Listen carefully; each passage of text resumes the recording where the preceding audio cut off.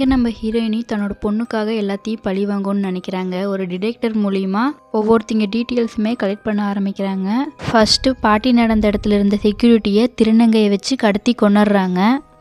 அடுத்ததாக ரூபனோட அண்ணனுக்கு காலையில் எழுந்ததுமே எக்ஸசைஸ் பண்ணுற பழக்கம் இருக்குதுன்னு தெரிஞ்சுக்கிறாங்க. அதுக்காக அவன் நிறைய சப்ளிமெண்ட்டையும் எடுத்துப்பான். அதை பார்த்ததும் இவங்க சாப்பிட்டுட்டு இருந்த ஆப்பிளை வச்சு ஏதாவது பண்ணணும்னு யோசிக்கிறாங்க. அதனால் ஆப்பிளோட விதையை மட்டும் தனியாக எடுத்து பவுட்ரு பண்ணி அவன் சாப்பிட்ற சப்ளிமெண்ட்ரியோடு கலந்துடுறாங்க. மார்னிங் எக்ஸசைஸ் பண்ணும்போது அந்த சப்ளிமெண்ட் எடுத்து குடிக்கிறான். பார்த்தா குடித்த கொஞ்ச நேரத்துலேயே கீழே விழுந்துடுறான். அப்புறம் பார்த்தா ஆஸ்பத்திரியில் ரொம்பவே மோசமான நிலைமையில் இருக்கிறான். டாக்டர் செக் பண்ணி பார்த்ததுல ஆப்பிளோட விதையை யாரோ பாய்சனாக கொடுத்துருக்காங்கன்னு சொல்கிறாங்க.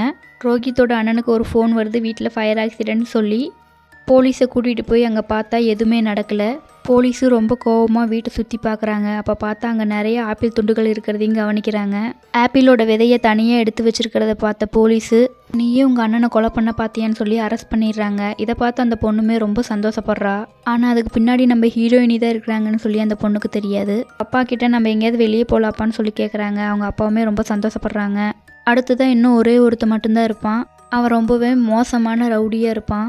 அவன் எப்படியும் மோப்ப முடிச்சு இந்த பொண்ணோட அம்மா தான் எல்லாத்தையும் பண்ணுறாங்கிறதையும் தெரிஞ்சுக்கிறான். இதுக்கெல்லாம் இன்ஃபர்மேஷன் கொடுத்த டிடெக்டிவை முதல்ல போட்டு தள்ளுறான். நம்ம ஹீரோயினி குடும்பமாக டூர் போயிருக்காங்கன்னு தெரிஞ்சுக்கிட்டு ஃபாலோ பண்ணி அங்கேயும் போகிறான். இவங்க ரொம்பவுமே ஹாப்பியாக என்ஜாய் பண்ணிக்கிட்டு இருக்கிறாங்க. அந்த பொண்ணுமே நடந்ததையெல்லாம் கொஞ்சம் கொஞ்சமாக மறக்க ட்ரை பண்ணுறா.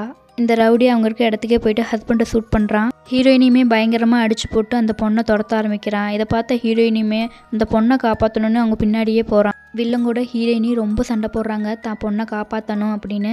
அந்த நேரத்தில் போலீஸ் அங்கே வருது. வில்ல வச்சிருந்த கன்று வந்து ஹீரோயினி கையில் கிடைக்கிது. போலீஸ் ஷூட் பண்ண வேணாம் அப்படின்னு சொல்கிறாங்க. இவனை அரெஸ்ட் பண்ணி கூட்டிகிட்டு போனாலும் எதுவுமே மாற போகிறது இல்லைன்னு சொல்லி பயங்கரமாக அழுகுறாங்க. அதை பார்த்து அந்த போலீஸ், நீங்கள் அந்த கண்ணில் ஷூட் பண்ணாதீங்க, இந்த கண்ணில் ஷூட் பண்ணுங்கன்னு சொல்லி அவரோட கண்ணை கொடுக்குறாங்க. இதை பார்த்து நம்ம ஹீரோயினுமே தான் பொண்ணுக்கு ஒரு நீதி கிடைச்சிச்சுன்னு அவனை ஷூட் பண்ணிடுறாங்க. இதை பண்ணதெல்லாம் நம்ம சித்தி தானான்னு சொல்லி ஹக் பண்ணுறா. அதோட இந்த படம் முடிவுக்கு வருது.